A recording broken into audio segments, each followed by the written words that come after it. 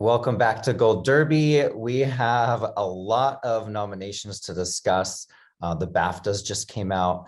And also, we're going to talk about what it all means for the Oscar nominations coming up. I'm Marcus James Dixon, senior editor of Gold Derby. I'm joined with Denton Davidson, Daniel Montgomery, and Chris Beachum. And Daniel, I'll come to you first. I kind of want to talk about Best Actress first, because this is the one that's kind of all over the place. If my notes are correct, Lady Gaga is the only person to get in at BAFTA, Critics' Choice, and SAG. No one else, has that to claim. What do you make of this category? I think she's the only one to get in at BAFTA and SAG, just period. Like even regardless of Critics' Choice. The jury system is still very fresh with the BAFTAs and still very new. I would not have guessed that if there was going to be one person from all of these other groups that got in here, it would have been Lady Gaga and not Olivia Colman. I would have thought even Kristen Stewart had a shot because of the jury system. And Jessica Chastain. I don't think it helps Gaga unless the rest of the season is very scattered, like it was last year, where a different woman basically won everything. And so if that happens, then Lady Gaga having this platform and potentially being the only nominee at the BAFTAs to get into the Oscars, that could help her. But if we see SAG and Critics' Choice go to Nicole or Chastain or Olivia Colman, I think that'll be enough for them to kind of secure the Oscar. But Gaga it's helped if we have another weird year. Like last year. Yeah. And Chris, the list of people that got snubbed at BAFTA, I just want to read that real quick. Jessica Chastain, Olivia Colman, Jennifer Hudson, Nicole Kidman, Kristen Stewart. I mean, that could be the 5 Oscar nominees. What do you make of this category? Well, and I want to say we're giving our predictions on final Oscar nominee predictions before Tuesday morning, based on now we've seen essentially everything for the whole season, from guilds to BAFTA, to critics, to everything but Razzies, basically. And I don't think anybody we're talking about wants to be on that list, like Glenn Close was last year. I've kind of got I've got all my categories written down in tiers. I think whether they get in or not, I am not changing at all 4 of my Best Actress contenders. Colman, Chastain, Lady Gaga, Nicole Kidman. They're in. I'm not thinking about them over the weekend. That's 1, 2, 3, 4. Okay. Then I got 5 ladies that I'm considering for spot number 5. Kristen Stewart, Penelope Cruz, Jennifer Hudson, Rachel Zegler, if there's a huge, over performance of West Side Story. And who's been popping up a lot of places, Alana Haim. Not impossible, because Licorice Pizza is definitely going to get in for picture. And I think that's the key on some of these actor races, is figuring out what are voters watching and what maybe never made it out of their pile. And I think the movies that you think are in the top 10 for Best Picture, maybe top 12, top 14, like a Licorice Pizza, certainly they've watched those at least. I made my decisions pretty much. If I change today and then you see me change like 3 a.m. on Tuesday, forgive me. But all season long, I had been telling people Penelope Cruz is going to miss SAG because they don't often nominate international performances, and she's going to get into the Oscars. So I think I'm going to hold myself to that. Working with Pedro again, I mean, that's a big deal. I think she might slip into this 5th slot. I do have her in my 5th slot as well. I have the first 4 that you mentioned too. Tarek Khan convinced me. Go to goldderby.com. He wrote 5 reasons why Penelope Cruz will get in at the Oscars. And it's very, very interesting, some of the points he made. Denton, what about you? Who do you have anyone that you're considering putting in at the last second, maybe after BAFTA? I have the same top 4. I'm not really considering putting Alana Haim in there right now. So I have Jennifer Hudson. I still think she has a chance. I think that she just has a great narrative. There's, I mean, only so many people, or a couple people, that can play Aretha Franklin. She was chosen by Aretha Franklin to play her. She has that SAG nomination, so I think she does have something going for her.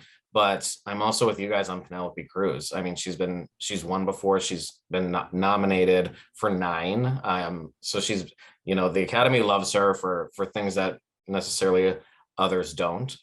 So she has a really good shot of getting in. And I want to say about Lady Gaga at BAFTA too, and the platform is, it could backfire if she loses BAFTA to someone who's not even nominated at the Oscars. I mean, that could hurt her chance of winning the Oscar as well. So that's a tricky situation to be in.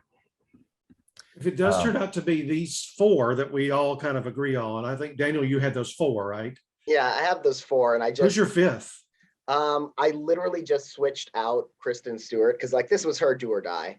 So I took out Kristen Stewart, and Chris, actually going by your logic of what are voters watching and what's not making it out of the pile necessarily, I put in Alana Haim just because I'm between her and Penelope and Aretha and respect Jennifer Hudson. Just thinking of those 3 movies, Licorice Pizza is the one that's going to get Best Picture nomination. You know, the other 2 women, they might be the only nominee for their film. And we've seen that often goes against someone like Jennifer Lopez in Hustlers, you know, Timothée Chalamet in Beautiful Boy, like these contenders who seem like they're doing well, but voters aren't watching them for anything else but that one performance. They might just kind of fall by the wayside. You know, someone that got in at BAFTA that surprised me in a good way was Amelia Jones for Coda. And we know they're going to watch Coda just for Troy. But if you had told me that somebody other than Troy would get nominated today at BAFTA, I would have said Marlee Matlin. So I was very surprised that Amelia did that. And that's another one that Oscar voters are going to be watching because it's also a Best Picture contender. Wow, that's true. It's also a Best Picture contender. So that could happen. That could absolutely happen. If it's the 4 we all agree on, and if the 5th is Cruz or Hudson, then 4 out of the 5 are previous Oscar winners. The only one not being an Oscar winner would be Jessica Chastain, who could win. She might. Yeah, that she could might. Be, that in retrospect, be we might look back and go, "There's 5 Oscar winners in that group." Yeah, that could be her narrative too. If she's the only non-Oscar winner in that group, that could really help her in the next round of voting. It helped one time that I mean, maybe multiple times, but I remember the year of. Was it Adrian Brody? Yeah. Was up against 4 previous Oscar winners, and he was really a surprise winner that year. If the Oscars were today, who would you be picking to win Best Actress? Right now, I still have Jessica Chastain at number 1. But Olivia Colman, I mean, even though she got snubbed by her own people, I could see her doing it. Olivia could be the Frances McDormand of this year. If this is a really split race, they just go with somebody that's, you know, won before and familiar to them. So I've got Chastain too. I think a lot of my decision ultimately is going to come down to SAG, you know, having some similar voters, although the committee that picked the SAG nominees is a couple of thousand, and the number of people voting in SAG is, you know, probably well over 100,000. So you can't necessarily go by that. But Chastain has to get just nominated for makeup and hair, her people. If they get snubbed in makeup and hair, which they got in for makeup and hair today at BAFTA, I think that helps her too, just having something else. Another bellwether, if Andrew Garfield gets in for The Eyes of Tammy Faye, it's a lock for Jessica Chastain. I think so too. And maybe for him on actor then, because if he's got the 2, but anyway, yeah, I think that's where you're headed next, right? But Olivia Colman keeps winning no matter what. She keeps surprising us when we don't think she is. Olivia Colman should appreciate us and everybody on our website not picking her, because when we don't pick her, she wins. And real quick, Denton, who would you pick to win the Oscar? And Daniel, you can follow him.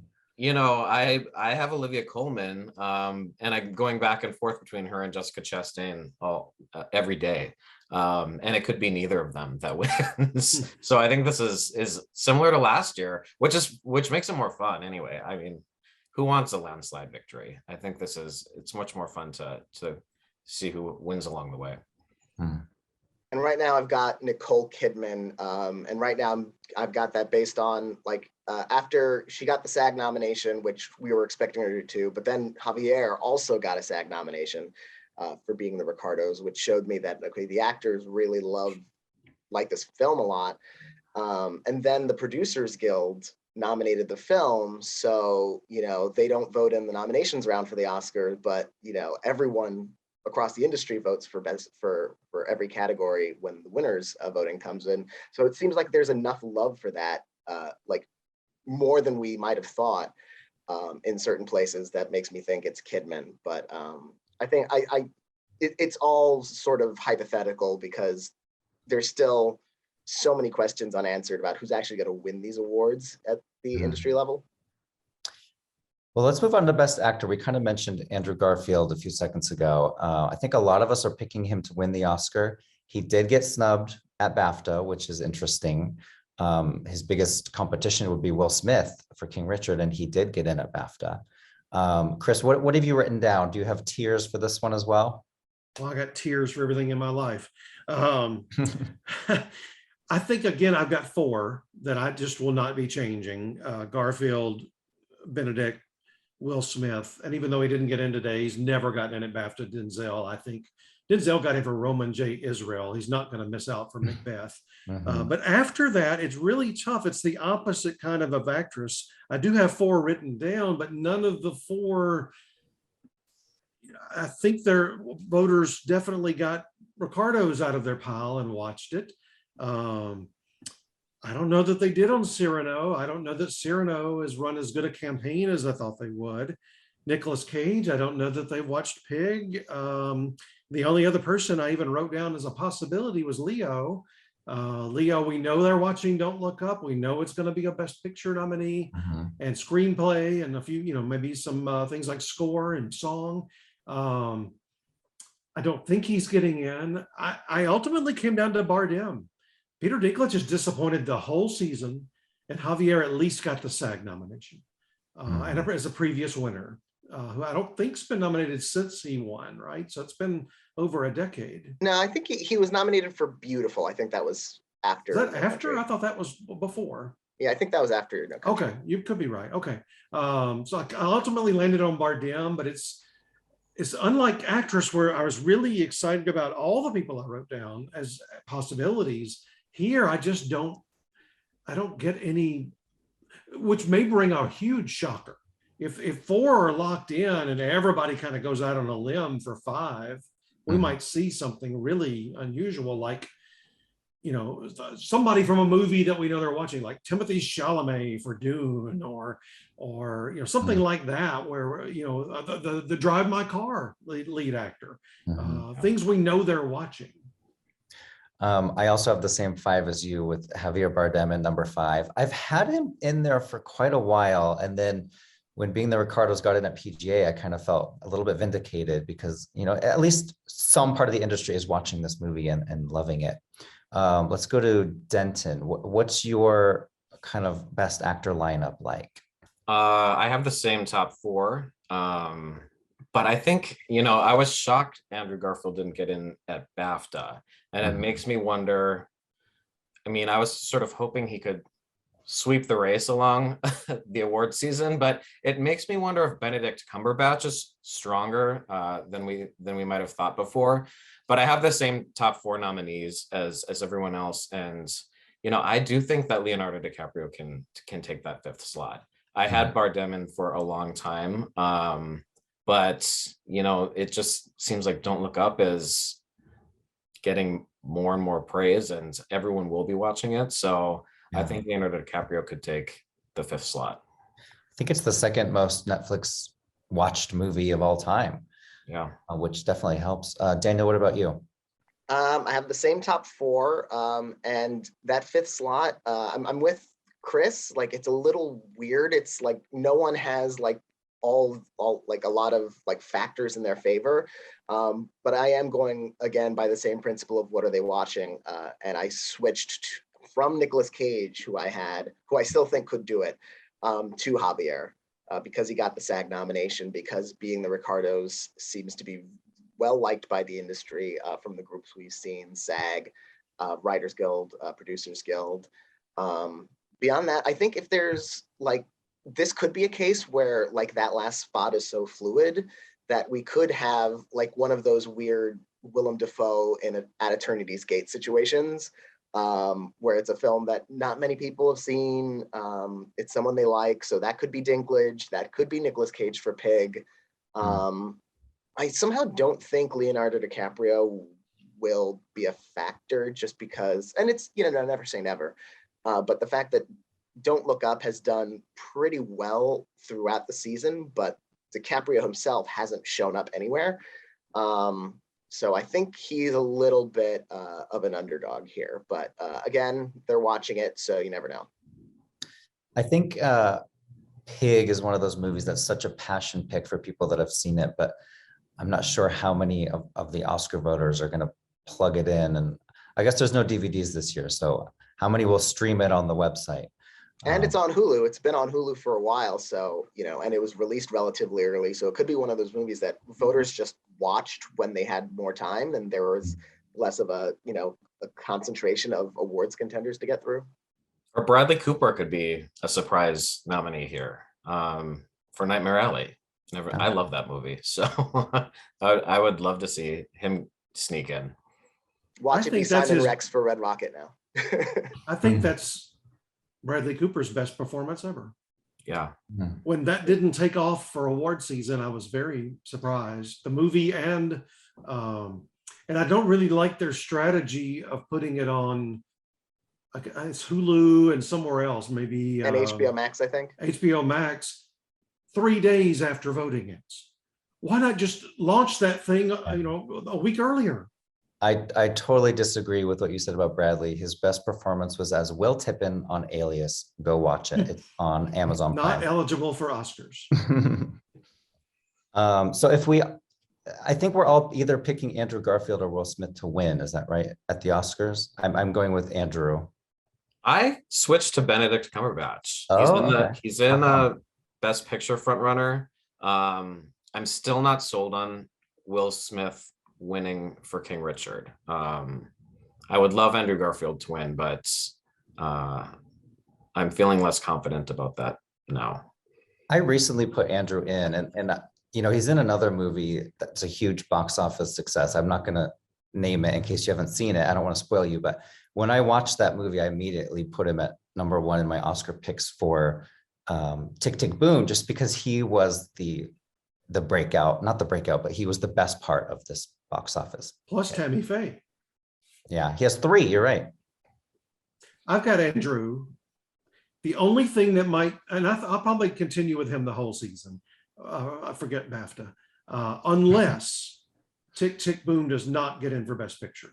Okay. And I think it's around the 6, 7, 8 mark. It's not locked, you know, to get in for Best Picture. If it doesn't get in there, I probably will change my mind to Benedict. Benedict's in that place in his career where, you know, his previous nominee, I mean, all the people we're talking about are previous nominees, but previous nominee, box office hits, he's also in a big, well, we could say that one, Spider-Man, you know, right as voting is going on, an Emmy winner. People, I think, really respect him. So, and is going to be either in the Best Picture winner or the Best Picture runner-up. So I think I would go with him if I didn't stay with Garfield. And Benedict has this overdue factor at the Oscars, and Garfield doesn't quite yet. Daniel, what about you? I've got Will Smith still. You know, so speaking of the overdue factor, his first nomination was 20 years ago, and this would be his third. And I keep being skeptical of whether the King Richard love is real or if it's going to turn out to be a mirage, and like Kristen Stewart turned out to be, and like she hasn't gotten in anywhere. You know, Will has got to get out and campaign. I mean, yeah. Benedict does too, but I think he's been saving his for the next. I'm just guessing. I don't know that.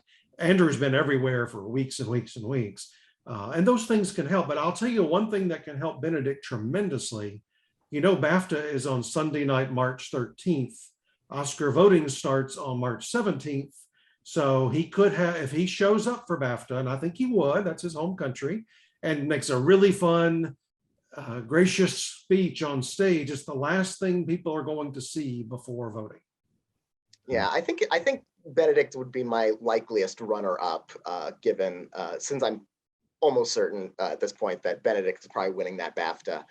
But Will Smith, I keep looking for weaknesses in King Richard at these events, and it keeps doing very well.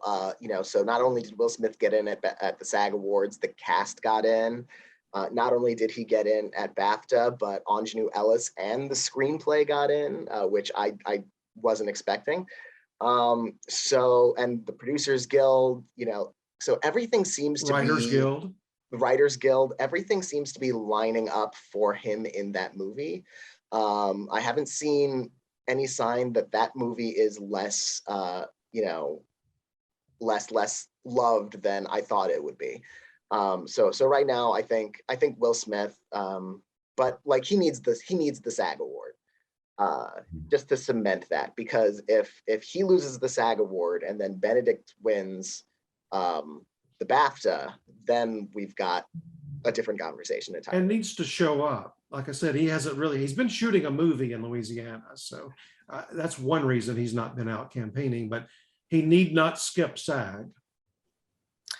So let's move on to supporting actress. The BAFTA lineup looks a little bit closer to what the Gold Derby Oscar predictions are for this category. Katrina Balfe, Jessica Buckley, Ariana DeBose, Ann Dowd, Ann Dowd, Ingenue Ellis, and Ruth Negga.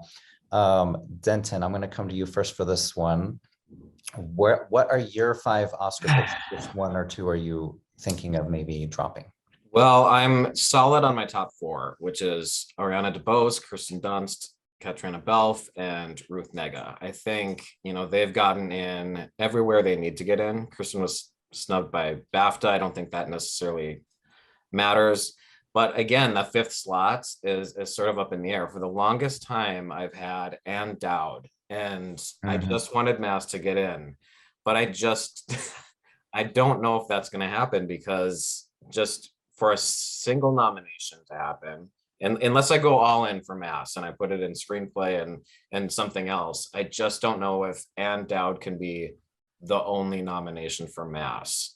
So I've been, going back and forth on that. Right now I have Jessie Buckley for The Lost Daughter in that 5th slot.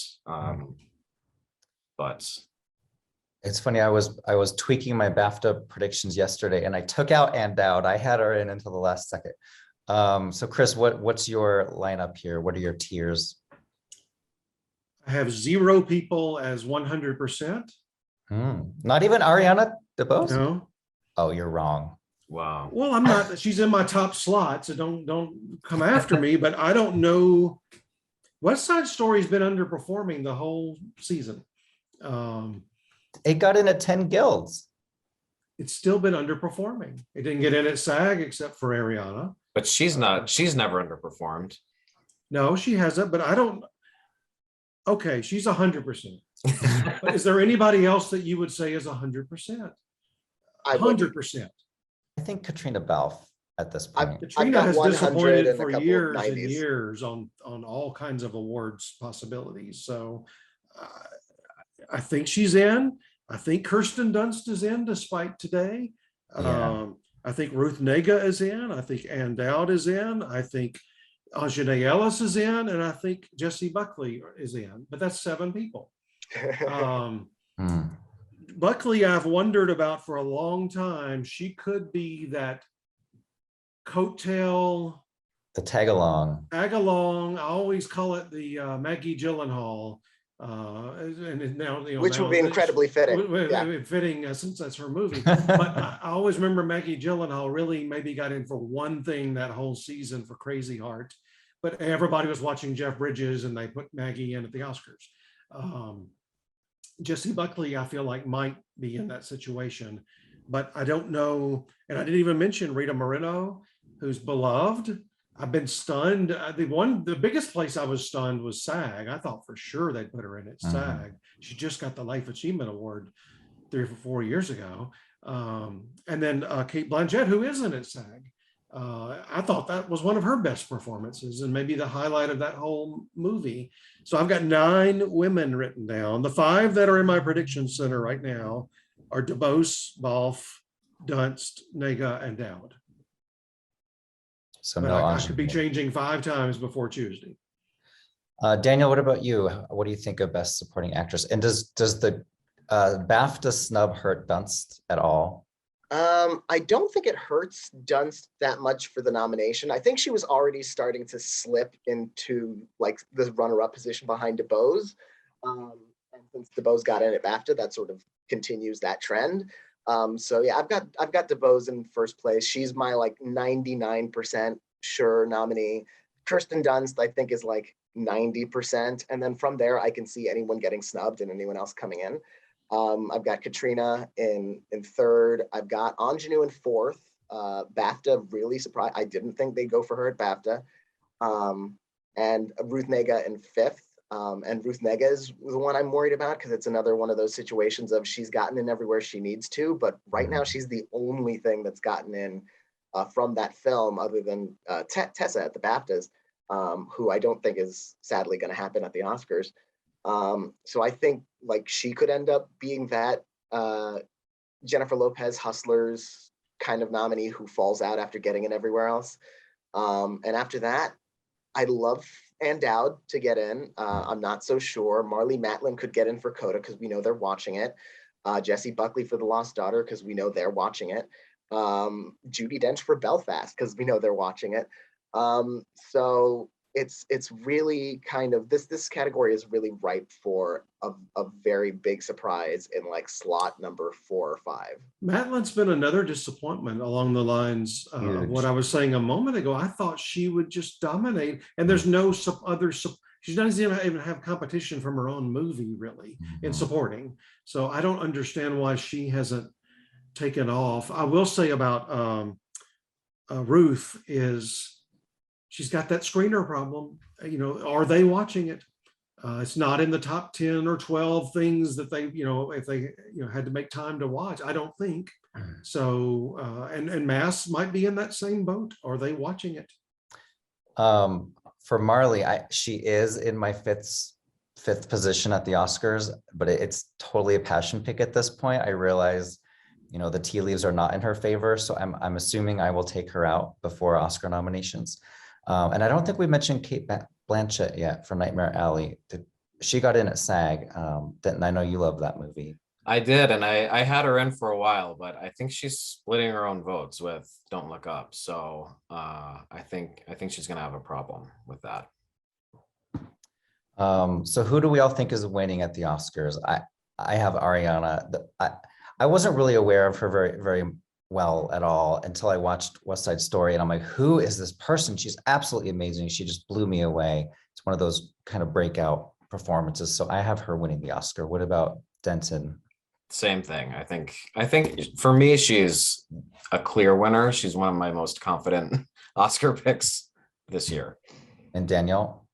I've got Ariana.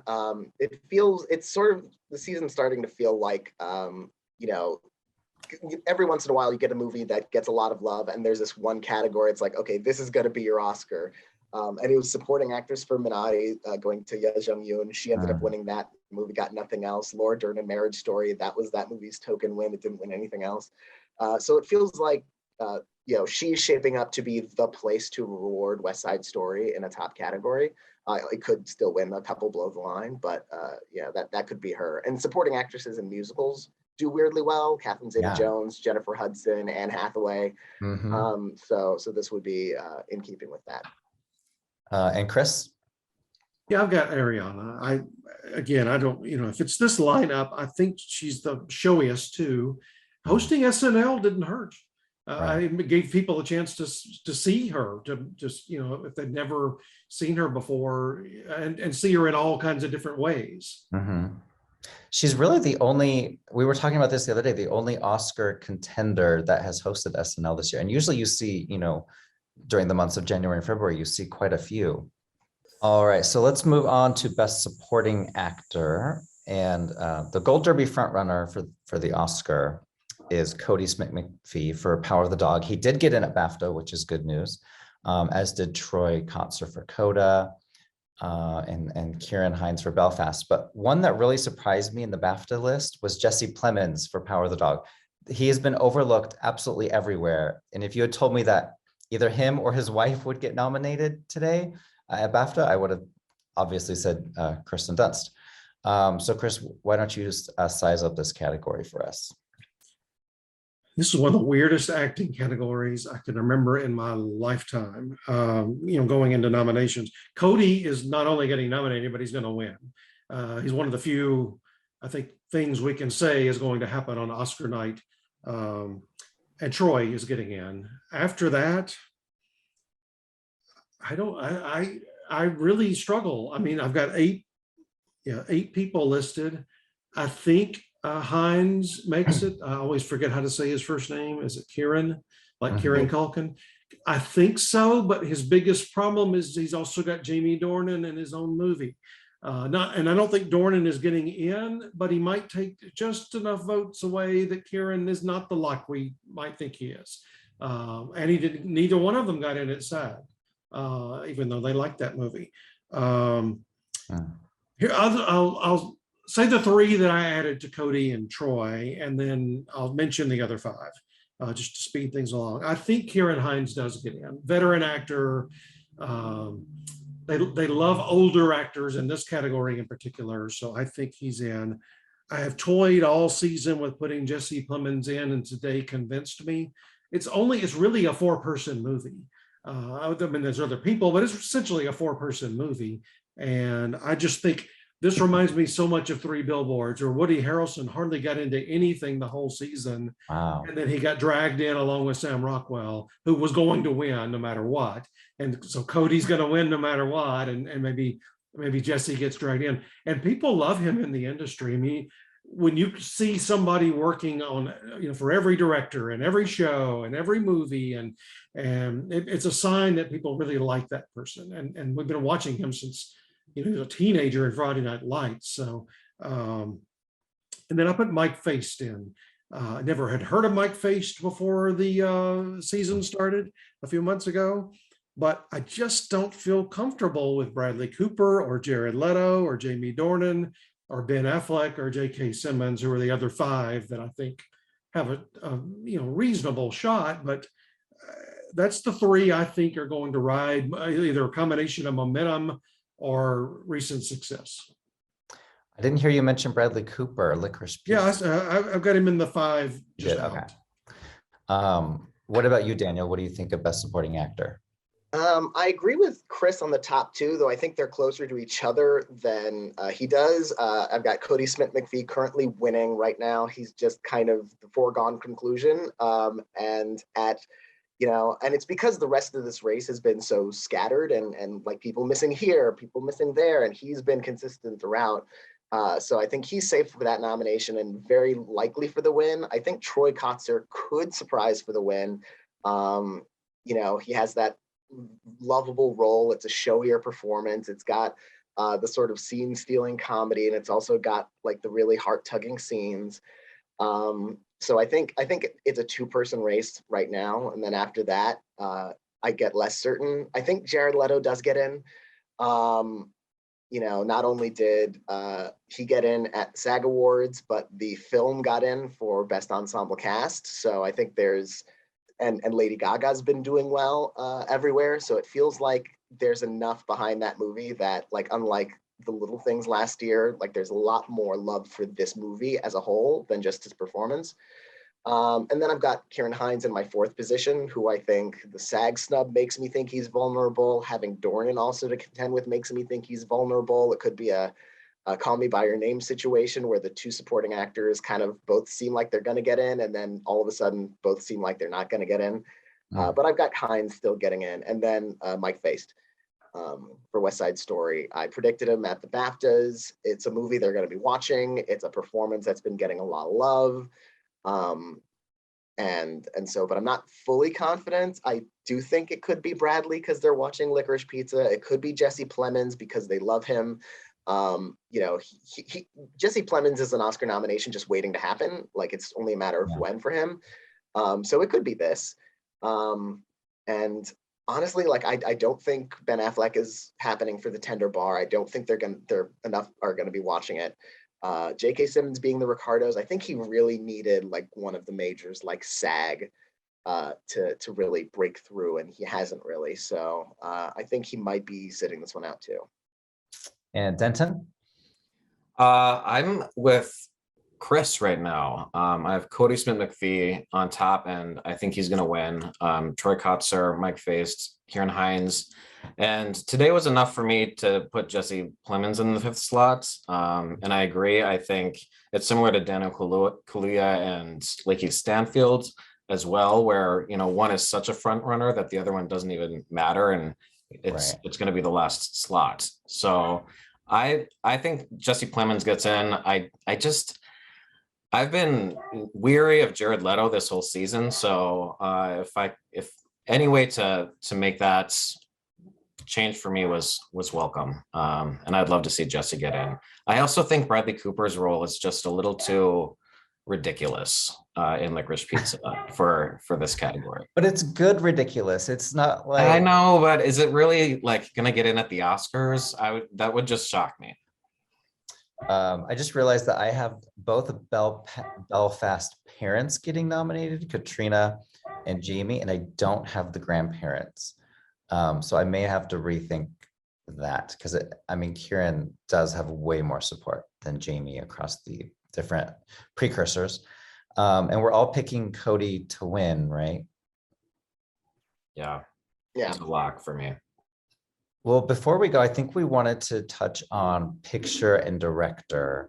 I imagine we all have the same 8, maybe even 9 best picture contenders, and those would be, stop me if you hear something that maybe I'm predicting that you're not. So my predictions are Power of the Dog at number 1, and then Belfast, West Side Story, Coda, Don't Look Up, Dune, Licorice Pizza, King Richard, Being the Ricardos, and Tick, Tick, Boom. So those are my personal 10 with Power of the Dog winning. Daniel, where do we disagree? We have 9 out of the 10 in different order, but I've got Belfast winning right now. Okay. You know, we'll see. Whatever wins at the Producers Guild is probably what I'll predict for the Oscars. But Belfast is the feel-good movie. It feels much more like the consensus choice. Power of the Dog feels like it feels like that very much that film that wins directing and not picture. But you know, it could win both. It could be like Nomadland instead of like Roma. And it's also Netflix. We still haven't seen Netflix win, and I wonder how much of that bias is still there and how much they care anymore. But the one difference is Being the Ricardos, which did get in at Producers Guild. I don't have that in my 10. I have House of Gucci in my 10 because I feel like that movie has surged in places that surprised me, like the SAG Awards for Ensemble Cast, Lady Gaga getting into BAFTA. So I think there's enthusiasm behind that, but I could very well be wrong. It could be Being the Ricardos. It could be Drive My Car, which has a lot of passion. Although I think that's a directing nominee. I don't have that in for picture right now. Could be The Lost Daughter. So it'll be interesting. Like we could have a couple of movies that only have like 1 or 2 nominations. Like Tick, Tick, Boom could only get in for Garfield, and or maybe editing and sound. The Lost Daughter might only have Coleman and screenplay. So it could be interesting. I really want to put Drive My Car into my 10, but I don't know what I would take out. Maybe King Richard. It's tough. Okay, so Denton, what do you have like 8, 9, 10 range? My 8, 9, 10 right now are King Richard, Tick, Tick, Boom, and The Tragedy of Macbeth. But that's been underperforming. And I've been going back and forth with that. I had Being the Ricardos. I had Nightmare Alley in there for a while. And I'm also tempted to go with Drive My Car because we've seen a lot of international films get in here. Obviously, Parasite won. And, that's with anyone in that 10th slot is a little weak. So I'm sort of tempted just to go with Drive My Car. And Chris, what do you have getting into Best Picture that maybe other people don't have? I didn't think too much about this category. I mean, I think about all these things, but in terms of like questioning myself, I'm going with 9 out of the 10 PGA. They're not ever probably going to get 10 out of 10. Well, with the rules for PGA and Oscars.